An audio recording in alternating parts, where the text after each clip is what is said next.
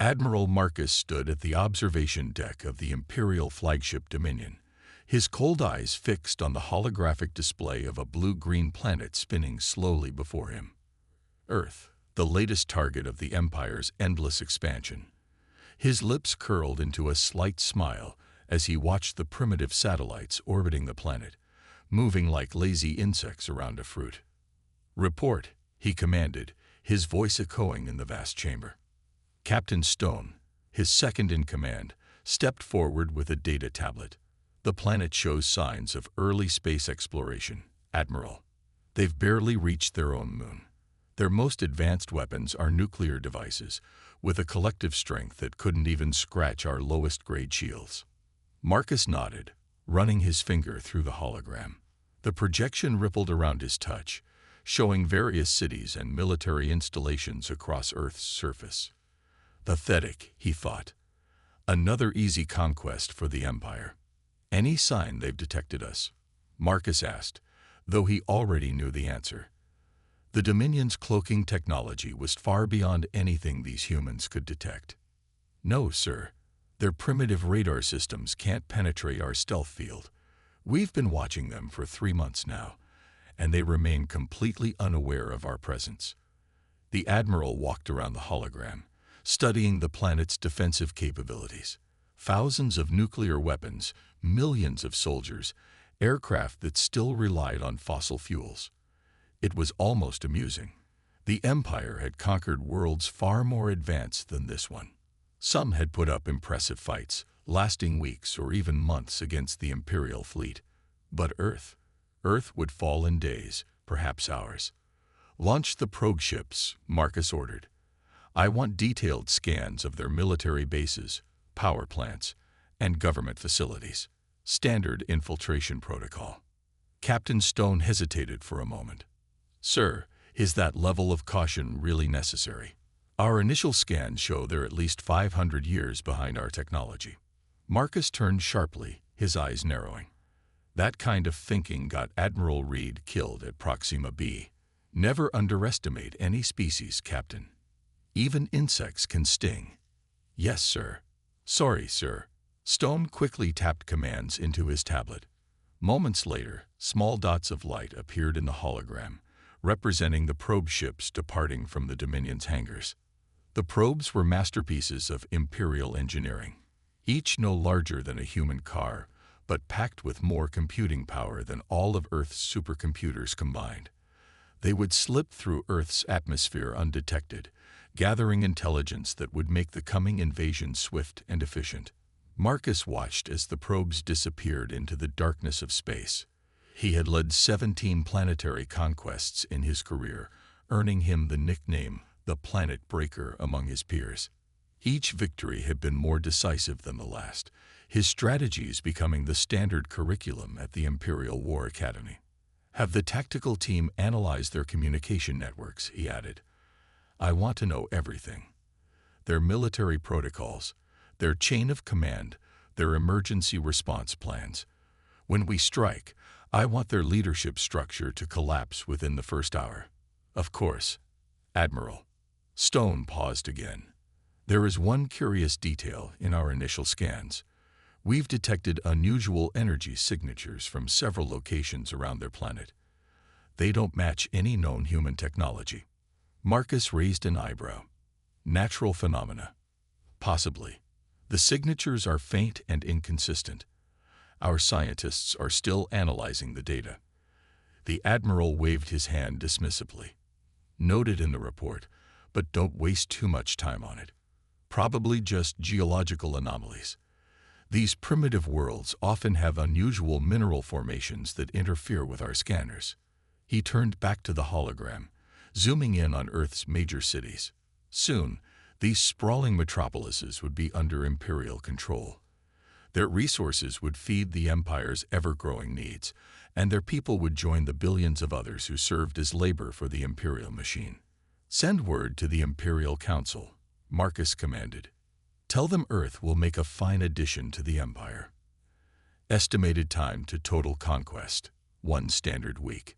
He smiled again, already imagining another victory medal being pinned to his chest. "And Captain, Yes, Admiral. Begin drafting the surrender terms. Make them generous. At first, I do so enjoy watching hope fade from their eyes when they realize the terms can change at our whim. As Stone hurried away, Marcus continued studying the hologram. Such a pretty world, he thought. Such a shame it would soon learn the hard way that beauty offers no protection against the Empire's might. Dr. Thomas Reed hadn't slept in 36 hours. His eyes burned as he stared at the computer screens in front of him. But he couldn't look away. The data patterns made no sense, yet they were undeniably there. Jack, he called to his assistant, "Come look at this." Jack Miller, a young graduate student, walked over from his workstation at the mountain observatory. "What's wrong, Doc?" "These signals," Reed pointed to the wave patterns on his screen. "They're appearing in every frequency we monitor. At first, I thought it was equipment malfunction, but," he typed quickly, bringing up more data. "Look at the pattern. It's too regular to be natural, too complex to be human." Jack leaned closer, his eyes widening. Could it be some kind of military test? Reed shook his head. No military on Earth has technology that could produce these patterns. Besides, he pulled up another screen showing a star map. The signals are coming from beyond Mars. Just then, Reed's phone buzzed. It was a message from his old friend at NASA. "Check your email now." Reed opened his inbox and found a classified briefing. His security clearance, left over from his days working on government projects, still gave him access to certain restricted information. What he read made his hands shake.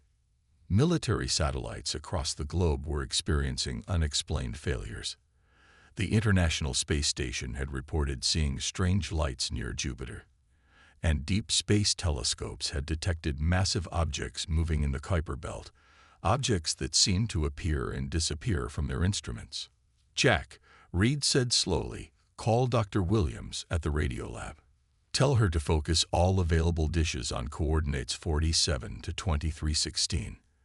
And then," he hesitated, "go home. Take the next few days off." "But Dr. Reed." "Please, Jack. Trust me on this." After his assistant left, Reed picked up his secure phone. Another relic from his government days. He dialed a number he hadn't used in 15 years. "This is Dr. Reed," he said when someone answered. "Security code Alpha 7 Delta 29. I need to speak with Colonel Walker." "Yes, I know what time it is. Tell him." He looked at the signal patterns again. "Tell him the Lighthouse is picking up ships." Within an hour, a black military helicopter landed outside the observatory. 2 soldiers in unmarked uniforms escorted Reed to it. As they flew over the darkened landscape, Reed studied the night sky. To most people, it looked normal. But he knew better now. Something was up there, watching them. The helicopter landed at a military base hidden in the Rocky Mountains. Colonel James Walker was waiting for them. He hadn't aged well. His hair had gone completely gray, and new lines marked his face, but his eyes were as sharp as ever. "Show me," was all he said. In a secure briefing room, Reed laid out everything he'd found. The signals, the satellite failures, the objects in the Kuiper Belt. Walker listened without interruption, his face growing grimmer with each detail. "It matches the predictions," Walker said when Reed finished. "All of it, just like the artifact showed us." Reed felt a chill run down his spine. 15 years ago, he and Walker had been part of a classified project studying an object found deep under the Antarctic ice. The artifact had seemed to be a warning system of some kind, left behind by someone who knew this day would come. "What do we do?" Reed asked. Walker stood and walked to a large screen on the wall. He pressed his palm against a hidden scanner, and the screen came to life. It showed a massive facility built into the mountain's heart. "We've been preparing for this, Tom. Ever since we first activated the artifact. While everyone else was looking up at the stars with hope, we were getting ready for the day they'd look back with hunger." The screen showed rows of strange machines, pulsing with a familiar energy pattern, the same pattern Reed had detected from space. "Welcome back to Project Lighthouse," Walker said. "We're going to need your help, because right now, we're the only people on Earth who know the truth." He turned to Reed, his face deadly serious. "We are not alone in the universe, and we are not defenseless." Alarms began blaring throughout the facility. On the screen, red dots appeared near Mars, massive objects dropping their camouflage. "They're here," Walker said quietly. And now we find out if 15 years of preparation was enough. The underground facility buzzed with activity as Dr. Reed followed Colonel Walker through reinforced steel corridors. Teams of scientists and military personnel rushed past them, their footsteps echoing off the walls. Red warning lights continued to flash, but the alarms had been silenced. "The artifact is kept in the lowest level," Walker explained as they entered a secure elevator. "We've spent 15 years studying it, but we've only scratched the surface of what it can do." The elevator descended for what felt like miles. Reed's ears popped from the pressure change. When the doors finally opened, they stepped into a vast, circular chamber carved from solid rock. In its center, floating in a containment field, was the artifact. Reed's breath caught in his throat. He hadn't seen it since that day in Antarctica, but it was exactly as he remembered. A perfect sphere, about the size of a beach ball, made of a material that seemed to absorb light. Its surface was covered in shifting patterns that moved like oil on water. "It's still active," Reed whispered. Walker nodded. "More active than ever. It started pulsing 3 months ago, the same time our deep space sensors detected the first anomalies." He led Reed to a control station. "But that's not the most interesting part." "Show him," he ordered the technician. The technician typed commands into his console. A holographic display appeared above the artifact, showing a 3-dimensional star map. Red dots marked the positions of the Imperial ships near Mars. "The artifact isn't just warning us," Walker said. "It's giving us everything we need to fight back. Watch this." He pointed to one of the red dots. "Zoom in on target Alpha 7. A hologram zoomed in to show a detailed scan of an Imperial probe ship. Every system, every weakness, every communication frequency was clearly displayed. "This is impossible," Reed said, studying the data. "This level of detail, we'd need sensors far more advanced than anything we have." "That's because we're not using our sensors." Walker smiled grimly. "The artifact is somehow tapping into their own systems.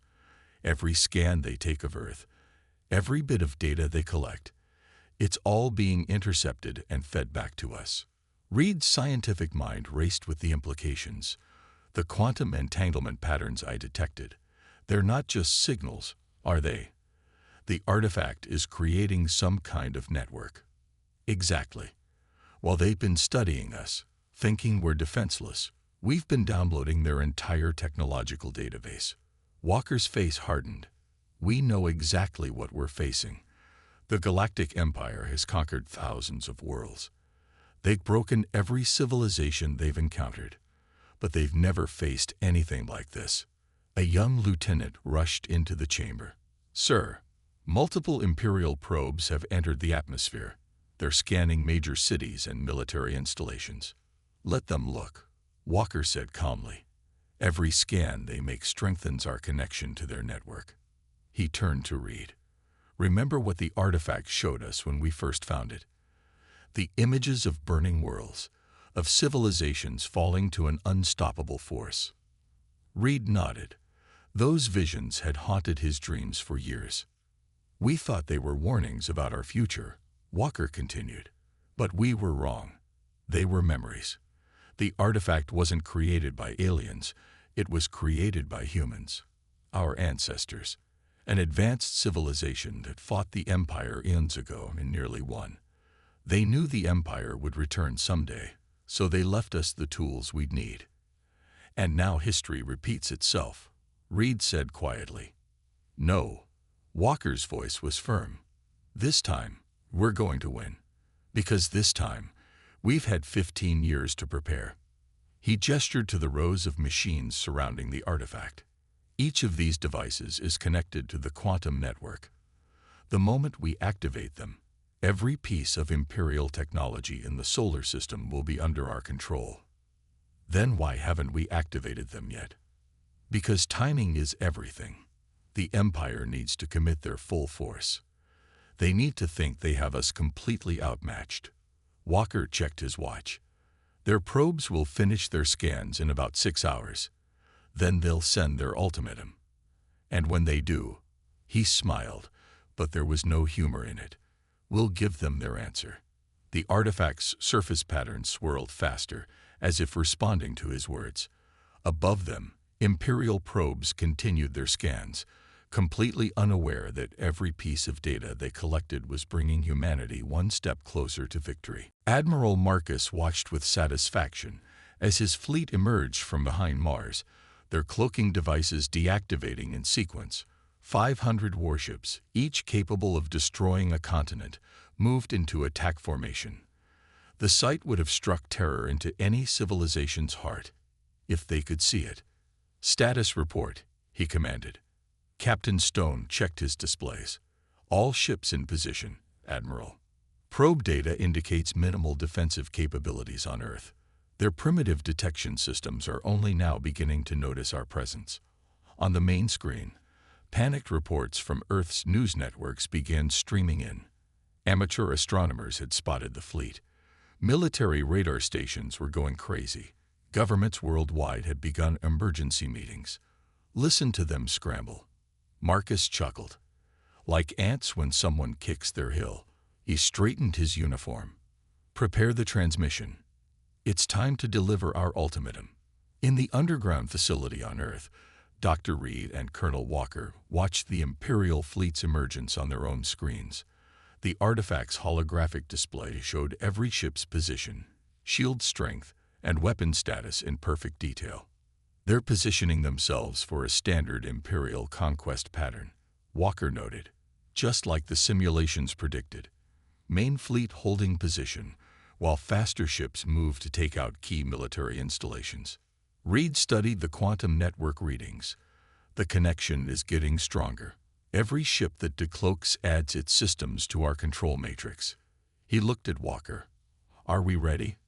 Before Walker could answer, all screens in the facility switched to show Admiral Marcus's face. The same transmission was being broadcast to every device on Earth capable of receiving signals.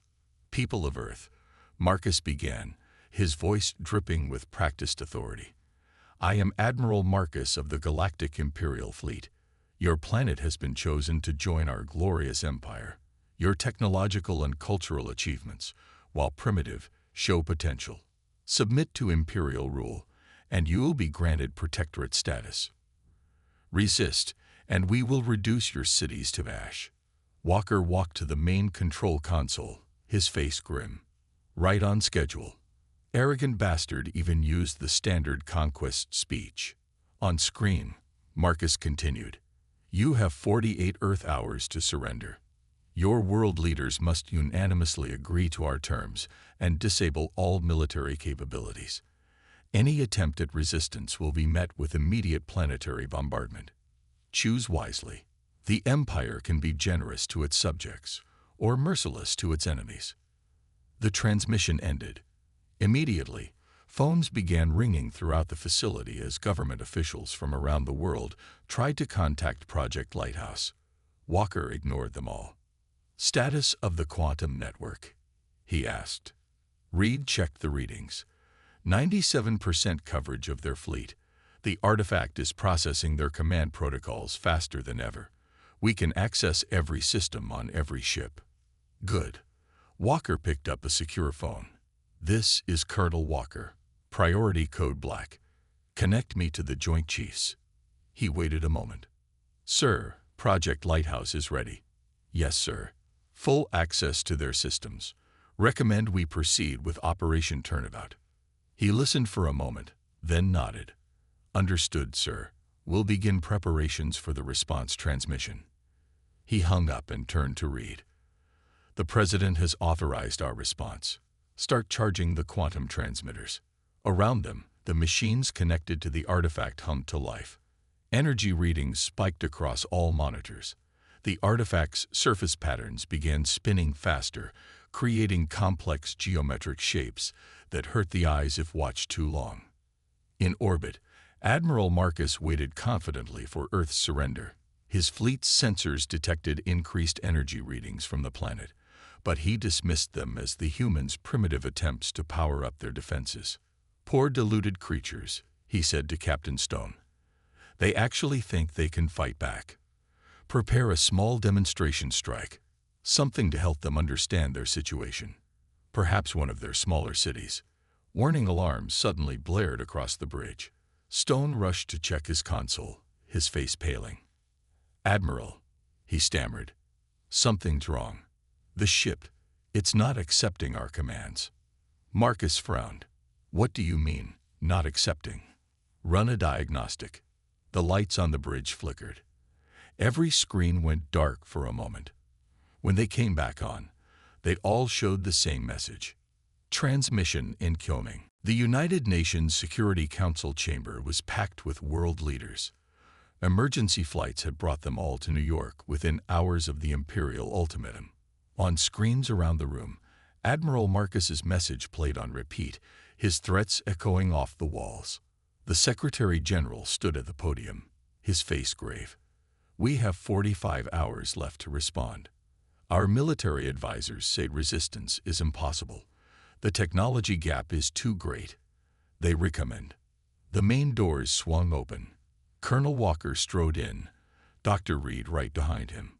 Two security guards moved to stop them, but the U.S. President waved them back. "Ladies and gentlemen," Walker announced, his voice cutting through the panicked whispers, "before you decide Earth's fate, there's something you need to see." He nodded to Reed, who connected a small device to the room's presentation system. The screens changed to show the artifact's holographic display. Every Imperial ship appeared in perfect detail, their systems laid bare for all to see. 15 years ago," Walker continued, "we discovered a warning left by our ancestors. Not primitive ancestors, but an advanced human civilization that once fought the Empire. They left us a weapon. A quantum network that can take control of any Imperial technology." Gasps and murmurs filled the chamber. The Chinese premier stood up. "You expect us to believe this? That you've kept such a weapon secret for 15 years? "We had to," Reed explained. "The artifact showed us that the Empire has spies on thousands of worlds. If they'd learned about Project Lighthouse too soon, they would have changed their entire technological base. We needed them to come at us with their standard invasion fleet." Walker pressed a button. New images appeared, showing the facility under the Rocky Mountains. Every major nation has a representative in Project Lighthouse. Your military advisors kept it secret, even from you, to ensure the Empire wouldn't detect any unusual command structures or communications. The Russian president leaned forward. "And this weapon, it works. We've already infiltrated 99% of their fleet's systems," Reed said. "Every scan they take, every transmission they send, strengthens our control. In 15 minutes, we can shut down their entire fleet." The British Prime Minister stood. "Then why haven't you done it already? Why wait?" Walker's face hardened. "Because this isn't just about stopping one invasion. We need to make sure the Empire never threatens Earth again. And for that, we need your help." He laid out the plan. The world leaders listened, their expressions changing from skepticism to amazement as they understood the full scope of what Project Lighthouse had achieved. The Japanese Prime Minister spoke first. "You want us to reveal everything we know about their fleet. Won't that expose our advantage?" "No," Reed explained. "We're not going to reveal how we got the information. We're just going to prove we have it. Complete technical readouts of every ship, every weapon, every shield frequency. Then we give them one chance to leave." "And if they refuse?" the Indian president asked. Walker smiled grimly. "Then we demonstrate what their own weapons can do when turned against them." The Secretary General called for a vote. The decision was unanimous. Back in the mountain facility, Reed and Walker watched as technicians prepared the transmission. The artifact pulsed with energy, its surface patterns moving faster than ever. Loading tactical data, a technician announced. Shield frequencies, weapon specifications, command codes, all ready for transmission. What about the video? Walker asked. Ready, sir. Every world leader recorded their part. It's been edited together just as you specified. Reed checked the quantum network displays one last time. 100% coverage achieved. We have full access to their entire fleet. Walker picked up a secure phone. This is Colonel Walker.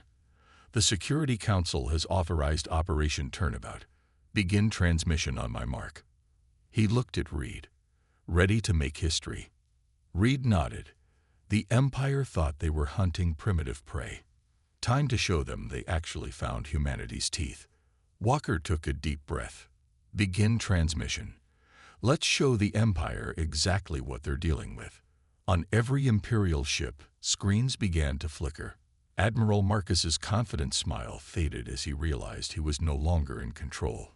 Earth's response was about to begin, and nothing in his long career had prepared him for what was coming. Admiral Marcus stared at his command screen in disbelief as Earth's transmission began playing across every display on his ship. The same message appeared simultaneously on all 500 vessels in his fleet, overriding every attempt to block it. The screen showed a simple black background. Text appeared, scrolling in the Empire's own military format. Imperial Fleet Technical Analysis. Command Ship Dominion, Shield Frequency, 957.3 mH. Secondary Fleet Shield Harmonics. Mapped.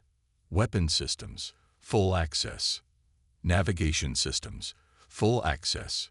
Life Support Systems, Full Access. Impossible, Marcus whispered, but he knew these codes were real. They were his fleet's actual specifications. The display changed. Now it showed detailed blueprints of every ship in his fleet, including classified systems that even most Imperial officers didn't know existed. The level of detail was frightening. Every weakness, every emergency protocol, every backup system laid bare. Captain Stone's voice shook as he reported, "Sir, they're broadcasting this on all frequencies. The entire fleet is seeing this." Before Marcus could respond, the technical readouts disappeared. A new image filled the screen. Earth's Security Council chamber. One by one, world leaders stepped forward to deliver their parts of humanity's message. The U.S. President spoke first. To the Imperial fleet currently threatening Earth. The Chinese Premier continued. "We have accessed your complete tactical database." The Russian President added, "Every system, every weapon, every shield frequency is now under our control." Each leader spoke in turn, their voices calm and certain. They described Imperial technology that was supposed to be absolutely secret. They mentioned fleet movements that no primitive scanning system should have detected. They knew everything. In the Project Lighthouse facility, Dr. Reed watched the transmission continue. The artifact pulsed with energy as it maintained its quantum link to every Imperial ship. Network stability at 100%, a technician reported. "They're trying to shut down their systems, but they can't override our control." Colonel Walker nodded. "Prepare for the demonstration." On my mark. Back on the Dominion's bridge, the world leaders' messages concluded. A final text appeared. "This is not a negotiation. This is your only warning. Leave Earth's solar system immediately. You have 1 hour to begin your withdrawal." Marcus slammed his fist on his command console. They dare to threaten the Imperial fleet. "Stone, prepare all weapons. We'll show them what happens to." His voice cut off as every light on the bridge went dark. The massive ship hung powerless in space for exactly 10 seconds. Then the systems came back online. New text appeared. That was a demonstration. A small taste of our capabilities. The screen split to show different sections of the Imperial fleet. On each ship, systems began activating and deactivating in sequence. Weapons powered up and down. Shield generators cycled on and off. Even the artificial gravity fluctuated. As you can see, the text continued, we control every aspect of your technology. We could destroy your entire fleet without firing a shot, simply by deactivating your life support systems, or overloading your power cores, or opening your airlocks. In the facility, Walker watched the Imperial ships panic with grim satisfaction. Send the final message. The transmission concluded with a simple countdown timer set to 1 hour, accompanied by 6 words. Leave now. This is your warning. Admiral Marcus stared at the timer, his face pale. In all his years of conquest, he'd never encountered anything like this. His fleet, the pride of the Empire, had been turned into a puppet show for some primitive world that wasn't supposed to have this kind of power. Sir, Captain Stone asked quietly, what are your orders? Marcus watched as more system diagnostics flashed across his screen, each one confirming what he didn't want to believe. The humans weren't bluffing. They had complete control. The countdown continued its steady march toward 0, and for the first time in his career, the planet breaker found himself considering retreat. 58 minutes remained on the countdown when Admiral Marcus called his first emergency meeting with his fleet commanders. Their holographic images flickered around his command table, each face showing the same mix of fear and disbelief. It has to be a bluff, Commander Reed of the 3rd Battle Group insisted. No primitive world could have this level of control over Imperial technology. Watch, Marcus said quietly. He pressed a button on his console. Throughout the fleet, every weapon system activated at once, their targeting computers locking onto other Imperial ships. They could make us destroy ourselves at any moment. In the Project Lighthouse facility, Dr. Reed and Colonel Walker monitored the Imperial fleet's reactions. The artifact's display showed every transmission, every ship movement, every desperate attempt to regain control of their systems. They're trying to hack their way out, a technician reported. Testing different frequencies, attempting system resets. Walker nodded. Let them try. The more they struggle, the more they'll understand how complete our control is. Reed checked the quantum network readings. Look at this. He pointed to a pattern of energy signatures. They're attempting to send a faster-than-light message to the Empire's central command. Can they get a signal through? No, the artifact is blocking all external communications. They're alone out here. 45 minutes remained when the first Imperial ship broke formation. It was a small scout vessel at the fleet's edge. Its engines fired up, and it turned away from Earth, heading for deep space. Then another ship followed, and another. Admiral Marcus watched his mighty fleet begin to crumble. Fear was spreading through his command faster than any enemy weapon could. Sir, Captain Stone reported, the 3rd and 5th battle groups are requesting permission to withdraw. They say we can't fight an enemy who controls our own ships. Marcus stared at the countdown. 30 minutes left. His options were clear. Retreat and face the Empire's disappointment, or stay and risk his entire fleet. Pride warred with survival in his mind. The Empire hadn't become the galaxy's greatest power by running away. But they'd also never faced anything like this. Send the withdrawal order, he finally commanded, his voice hollow. All ships to fall back beyond the orbit of Mars.